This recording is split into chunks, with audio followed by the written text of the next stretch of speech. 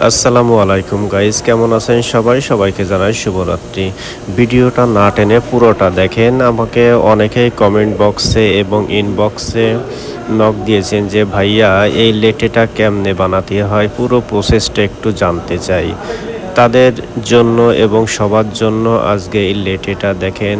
প্রথমে কপি দিলাম, তারপরে বুনটা কমপ্লিট করার পরে আস্তে আস্তে করে এটা বাম করলাম। বাম করার পরে দেখেন এখন এটা মাক্কিনাই দেওয়া হবে। মাক্কিনাই দেওয়ার পরে এই যে মাক্কিনাই দিচ্ছে এখন দেখেন, এখান থেকে দেওয়ার পরে এই লেটে কাপ দিলাম। দেওয়ার পর আস্তে আস্তে এই যে কপি বেরোচ্ছে।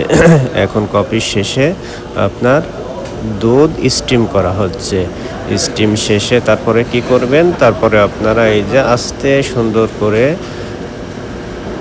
আর্ট করবেন।